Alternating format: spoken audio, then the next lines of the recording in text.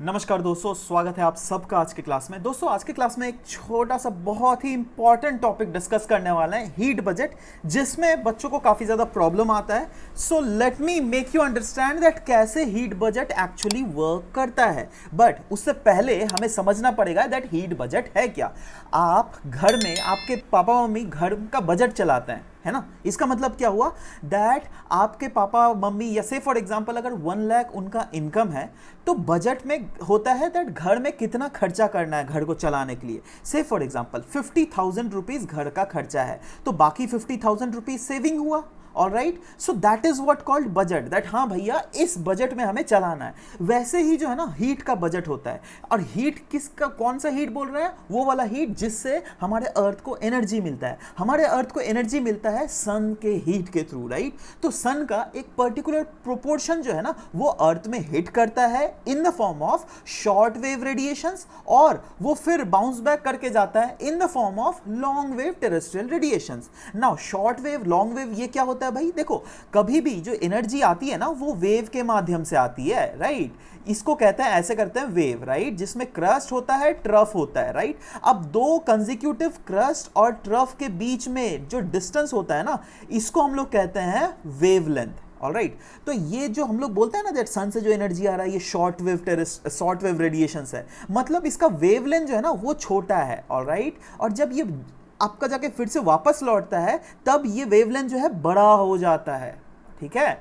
तो जब भी एनर्जी आता है वो फिर से एनर्जी जो है ना कन्वर्ट होता है in the form of sensible heat, उसके बाद लॉन्ग वेव टेरेस्ट्रियल रेडिएशंस जो है वो निकलती है। नाउ जब भी हीट बजट पढ़ते हैं थोड़ा बहुत सारे कंफ्यूजन्स आते हैं दैट ठीक है हीट बजट में अगर सोचो जैसे हम लोग बोलते हैं ना दैट 65% एनर्जी अर्थ में इंटर करता है और 65% एनर्जी निकल जाता है, तो फिर अर्थ कैसे एक्चुअली सर्वाइव कर पाता है। चलो वो सब कुछ डिस्कस करेंगे, बट सबसे पहले हीट बजट का कॉन्सेप्ट डिस्कस कर लेते हैं, राइट। और ट्रस्ट में पूरा अच्छा तरीके से समझाने वाला हूं, ठीक है। तो चलो ध्यान से समझने की कोशिश करना। नाउ ये एक एनसीईआरटी का कटआउट है जहां पर बताया गया है that short wave terrestrial radiation, short wave solar radiations और लॉन्ग वेव टेरेस्ट्रियल रेडिएशंस, मतलब इस बुक में तो लिखा गया अर्थ रेडिएशन, मतलब सेम है यार, दोनों ही सेम है।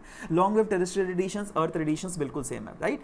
तो शॉर्ट वेव जब रेडिएशंस आती है दैट इज सन से जो रेडिएशंस आती है तो क्या एब्जॉर्प्शन और क्या स्कैटरिंग होता है, वो सब चीजें हम लोग सबसे पहले यहां पर डिस्कस करने की कोशिश करेंगे। ऑलराइट, तो देखो जब सोलर रेडिएशंस आती है अर्थ में इंटर करती है, ये सोचो नीचे वाला जो है ये अर्थ सरफेस है, ठीक है। अब देखो से फॉर एग्जांपल एक अजम्पशन कर रहा है दैट 100 यूनिट या फिर 100% ऑफ सोलर रेडिएशंस अर्थ को घुस रही है, राइट। ये कुछ कितना भी हो सकता है, कितना भी प्रोपोर्शन हो सकता है, कितना भी एनर्जी हो सकता है, बट उस एनर्जी को आप मानो 100% एनर्जी, ठीक है। उस 100% एनर्जी अगर घुस रही है तो क्या होता है ना दैट देखो हमारे अर्थ में बहुत सारे स्कैटर्ड पार्टिकल्स होते हैं, है ना, तो उससे स्कैटरिंग तो होता ही है ना भाई। तो देखो स्कैटरिंग जो होता है ना तो स्कैटर होके बहुत सारे ऐसे भी एनर्जी है जो कि डायरेक्ट स्कैटर होके आउट ऑफ द स्पेस चले जाती है, और वो कितनी है 6 यूनिट, ठीक है। ये ध्यान रखना, यही यूनिट्स का खेल है, इसको अगर समझ जाओगे तो पूरा कॉन्सेप्ट अच्छे से समझ जाओगे, राइट। तो ये जो अर्थ का जो रेडिएशंस आया, ये जो जितने भी सारे पार्टिकल्स है, डस्ट पार्टिकल्स या फिर एरोसॉल्स जो भी अर्थ के एटमॉस्फेयर में है, राइट, तो उनसे टकरा के ये वाला जो है एमिट कर गया, दैट इज बाहर में अर्थ के स्पेस में जो है 6 यूनिट चला जा रहा है, राइट। और टकरा के जो है ना बहुत सारे अल्टीमेटली अर्थ तक भी पहुंच जाता है, और वो कितना है 17 यूनिट, ठीक है। मतलब 17 यूनिट आपका अर्थ तक पहुंचा in the form of scattering of radiations. Clear है ना। दूसरा और भी एक फिनोमेना, अब अर्थ जो है इसके तो इर्द गिर्द एटमॉस्फेयर है भाई, है ना। तो 14 यूनिट जो है ना एनर्जी ये डायरेक्टली एटमॉस्फेयर के द्वारा एब्जॉर्ब कर लिया जाता है ना। इस 14 यूनिट को ध्यान से दिमाग में रखिएगा, क्योंकि जब मैं ये वाला पढ़ाऊंगा ना लॉन्ग वेव टेरेस्ट्रियल रेडिएशंस तब इस 14 यूनिट का भी खेल आ जाता है। ऑलराइट, तो इसलिए ध्यान में रखिएगा, ठीक है। तो 14 यूनिट एटमॉस्फेयर के द्वारा एब्जॉर्ब कर लिया गया। अब बहुत सारे ऐसे भी रेडिएशंस होते हैं जो कि डायरेक्टली अर्थ के द्वारा एब्जॉर्ब कर लिया जाता है, और वो कितने होते हैं 34%, ठीक है। अब डायरेक्टली एब्जॉर्ब करेगा तो फिर बीच बीच में बहुत सारे क्लाउड्स भी आएंगे भाई। तो कुछ कुछ क्या होता है ना, क्लाउड्स के द्वारा रिफ्लेक्ट बैक कर दिया जाता है, और वो कितना किया जाता है 27 यूनिट। और जो भी प्रोपोर्शन रिफ्लेक्ट बैक कर लिया जाता है ना, उसको कहते हैं हम लोग एल्बिडो। जैसे बहुत सारे कुछ कुछ जैसे 2% जो है ना, वो अर्थ के द्वारा भी रिफ्लेक्ट बैक कर लिया जाता है। अब हमने पढ़ा था ना, जब एल्बिडो पढ़ा था तो उसमें क्या डिस्कस किया था, दैट एल्बिडो जो है वो रिफ्लेक्टिंग पावर होता है। सबसे ज्यादा एल्बिडो क्या हो, किसका होता है, व्हाइट स्नो का होता है, राइट। तो जैसे अर्थ सरफेस में भी व्हाइट स्नो होता है, तो उनके द्वारा भी बहुत जगह से रिफ्लेक्ट बैक कर दिया जाता है कुछ प्रोपोर्शन ऑफ सनलाइट, ठीक है, एनर्जी, राइट। तो वो कितना होता है 27। तो ध्यान दीजिएगा 27 यूनिट जो है आपका जाके क्लाउड के द्वारा रिफ्लेक्ट बैक कर लिया गया। 2 यूनिट जो है वो अर्थ के द्वारा डायरेक्टली रिफ्लेक्ट बैक किया गया, कितना हुआ 29 यूनिट। और यहां पे स्कैटरिंग के थ्रू जो है 6 यूनिट रिफ्लेक्ट बैक कर दिया गया था, मतलब 29 प्लस 6 कितना हुआ 35 यूनिट, ठीक है, ये ध्यान रखिएगा। तो 100 यूनिट्स में जब 35 यूनिट रिफ्लेक्ट बैक कर लिया गया आउट ऑफ अर्थ सरफेस, तो कितना बचा 100 माइनस 35 इक्वल्स टू 65 यूनिट, ठीक है, मतलब 65 यूनिट इन टोटल अर्थ के एटमॉस्फेयर या फिर अर्थ के सरफेस के द्वारा एब्जॉर्ब कर लिया जा रहा है, आउट ऑफ विच 14% तो आपको एटमॉस्फेयर के द्वारा एब्जॉर्ब किया हुआ है, मतलब 14% जो एनर्जी है ना वो एटमॉस्फेयर में तैर रही है, राइट। और बाकी जो है 34% ये डायरेक्टली एब्जॉर्ब किया गया थ्रू डायरेक्ट रेडिएशंस, और जो 17% जो डायरेक्ट एब्जॉर्प्शन किया गया अर्थ के थ्रू, ये थ्रू स्कैटर्ड रेडिएशन। मतलब 34 प्लस 17 ये टोटल कितना हो गया भाई, ऐड करो 51% हुआ, है ना। चलो अभी गेम दिखा रहा हूं मैं आपको। तो ये तो आपने समझ में आ गया दैट हाँ 100% जो सोलर रेडिएशंस आ रही है उसके थ्रू 14% एटमॉस्फेयर के द्वारा एब्जॉर्ब किया गया, 17% अर्थ के द्वारा एब्जॉर्ब किया गया with the help of scattered radiations, और 34% डायरेक्टली एब्जॉर्ब किया गया, राइट। और बाकी जो स्कैटर होकर बाहर चला जा रहा है वो है थ्रू स्कैटरिंग 6 यूनिट, और through directly clouds by reflecting through clouds वो है 27 यूनिट, और बाकी डायरेक्टली थ्रू अर्थ वो है 2 यूनिट। टोटल को इसको मिलाने से 35 यूनिट हो जा रहा है, मतलब in total 35 unit reflect back कर दिया गया, और 65 यूनिट जो है वो अर्थ या तो एटमॉस्फेयर या तो और एटमॉस्फेयर और अर्थ के द्वारा डायरेक्टली एब्जॉर्ब किया गया, जिसमें 51% जो है ये अर्थ के द्वारा एब्जॉर्ब किया गया डायरेक्टली, और 14% जो है ना ये एटमॉस्फेयर में तैर रहा है 14% एनर्जी, ठीक है। यहां तक क्लियर हो गया। अब आ जाओ, देखो यहां पे 51% हम लोगों ने क्या देखा, अर्थ के द्वारा एब्जॉर्ब किया गया, और देखो जो 51% एब्जॉर्ब किया गया ना वही 51% जो है अर्थ फिर से एमिट करने की कोशिश करती है। ऑलराइट, ध्यान से देखना, इस 51% में है, देखो ये जो है ना 23%, 9% और 19%, इसको आप मिला दो, राइट, ये हो गया 51%, ठीक है। अब इस 51% में जो एमिट कर रही है ना थ्रू डायरेक्टली रेडिएशंस फ्रॉम अर्थ जो है ये 23 यूनिट एमिट करती है, ठीक है, जिसमें 17 यूनिट तो स्पेस के बाहर चला जाता है। बट अब अर्थ का एटमॉस्फेयर है, मतलब अर्थ के इर्द गिर्द जो एटमॉस्फेयर है, अर्थ के इर्द गिर्द जो डस्ट पार्टिकल्स है, जो कार्बन डाइऑक्साइड है, जो भी मटीरियल्स है, वो भी तो एब्जॉर्ब कर लेते हैं ना जी बहुत। वो कितना एब्जॉर्ब कर लेते हैं 6 यूनिट, ठीक है। अच्छा 9 यूनिट जो है ये टर्बुलेंसेस एंड कन्वेक्शंस के थ्रू अर्थ एब्जॉर्ब कर लेती है एटमॉस्फेयर, राइट। फिर से कंडेंसेशन के थ्रू भी ये एटमॉस्फेयर में चला जाता है, राइट। मतलब यहां पे 51 यूनिट में अगर आप देख लीजिएगा, यह 19 प्लस 9 प्लस 6 यूनिट यहां पर जो है ये अर्थ के द्वारा एब्जॉर्ब किया जा रहा है, राइट।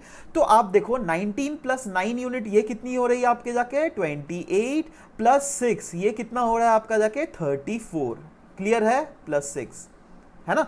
तो देखो इन टोटल हम यहां पर ये देख रहे हैं दैट 34 यूनिट जो है यह एमिट हो रही है बाहर में। अब देखो मतलब एटमॉस्फेयर में, ठीक है, मतलब यहां पे जब एमिट हो रहा है लॉन्ग वेव टेरेस्ट्रियल रेडिएशंस के थ्रू, ठीक है, तो ये देखो ये 34 मतलब 6 प्लस 9 प्लस 19 इक्वल्स टू 34, ये एटमॉस्फेयर में एब्जॉर्ब हो गया। और पहले से यहां पर भी जो एटमॉस्फेयर में एब्जॉर्ब था वो कितना था 14%, मतलब 34 प्लस 14%, वो टोटल मिला के बताइए कितना हो गया 48%, क्लियर है। तो ये टोटल जो 48% है ना वो अल्टीमेटली फिर रेडिएट बैक हो जाती है टू द एटमॉस्फेयर, ठीक है। मतलब ये जो 14% जो एटमॉस्फेयर के द्वारा एब्जॉर्ब किया गया था वही 14% डायरेक्टली एमिट हो जाता है ना। और यहां पे हो गया 48।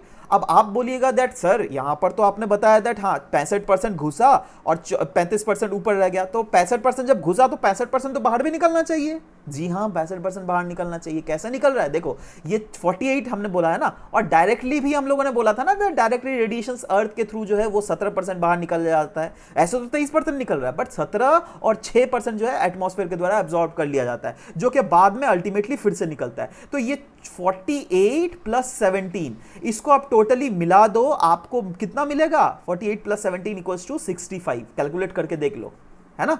तो ये 65 बाहर भी निकल गया, समझ रहे हो बात। तो इसी से दैट 65% घुसा भी, 65% बाहर भी निकल रहा है with the help of long wave terrestrial radiation. This is how the heat balance of the earth is maintained. Clear है? आशा करता हूं दैट यहां तक तो आपको क्लियर हो जाना चाहिए, इसमें कोई कंफ्यूजन छोटा भी नहीं होना चाहिए, क्योंकि यार ऑफ कोर्स नहीं हुआ तो फिर से एक बार देख लो, ऑटोमेटिकली आप समझ जाओगे ना। इससे रिलेटेड कुछ कुछ लोगों में जरूर कंफ्यूजन होता है दैट ठीक है, 65% अगर आ रहा है, फिर 65% अगर जा रहा है, तो सवाल यह होता है that green house gas effect जो हो रहा है ये कैसे हो रहा है। ध्यान से देखो, ये मैं पूरा अर्थ का बजट बता रहा हूं। ये अर्थ फ्लैट सरफेस नहीं है, अर्थ जो है ये गोलाकार होता है। दैट इज, ये अगर अर्थ हो गया और यह अगर सन हो गया, सोचो तो सन का रोशनी जो है ना पूरा अर्थ में एक समय में एक सब जगह सिमिलर नहीं रहता है ना। सोचो टाइम t1 में अर्थ का एनर्जी, मतलब सन से जो एनर्जी आ रहा है वो अर्थ के इस प्रोपोर्शन में कंसंट्रेट हो रहा है, राइट। मतलब यहां पर एनर्जी आ रहा है, तो उस समय जो होगा ना इस पोर्शन से एनर्जी निकलेगा। मतलब यहां जब एनर्जी आ रहा है तो यहां के पेड़ पौधे, यहां के मनुष्य जो है वहां उस सन का एनर्जी को इस्तेमाल करके अपना काम कर रहे हैं। ये जो फ्लोरा फौना जो रेस्पिरेशंस करती है ना थ्रू, जिससे एनर्जी रिलीज करती है कुछ कुछ, वो भी जो है डायरेक्टली यहीं पर काम चल रहा है ना। अगर किसी को अगर ऐसा कंफ्यूजन आता है दैट अरे भैया सन के रोशनी के थ्रू तो डायरेक्टली ऐसा होना चाहिए दैट अरे मतलब 65% अगर आ रहा है, 65% रिलीज हो जा रहा है, तो सवाल ये होता है ग्रीन हाउस गैस इफेक्ट कैसे हुआ, है ना। फ्लोराज एंड फॉराज जो एनर्जी ट्रैप करती है थ्रू रेस्पिरेशंस, वो कैसे हो रही है। वेरियस क्लाइमेटिक प्रोसेसेस जैसे ले लो, इन्वर्जन ऑफ टेम्परेचर ले लो, क्लाउड फॉर्मेशंस ले लो, जो क्या हम लोगों ने पढ़ा था, है ना, आपका जाके क्लाइमेटोलॉजी में। तो ये सब कैसे हो रहा है, देखो यही सब तो अर्थ का जो एनर्जी है ना, उसका एनर्जी के थ्रू तो ये सब प्रोसेस फॉर्मेशन हो ही रहा है ना।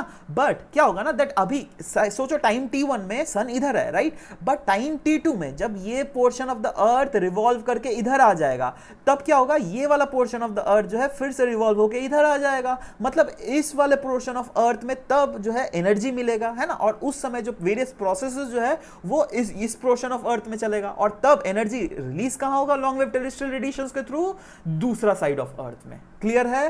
तो यही बेसिक एक एनालॉजी है जो कि कुछ बच्चों को डाउट भी था। So I thought of making it clear through making this video. I hope that आपको ये प्रॉपर तरीके से समझ में आया होगा। So this was all about the discussion guys what we have for today's lecture, and मिलते हैं नेक्स्ट क्लास में। Till then bye bye, take care and thank you guys, thank you for listening to the whole video, thank you very much.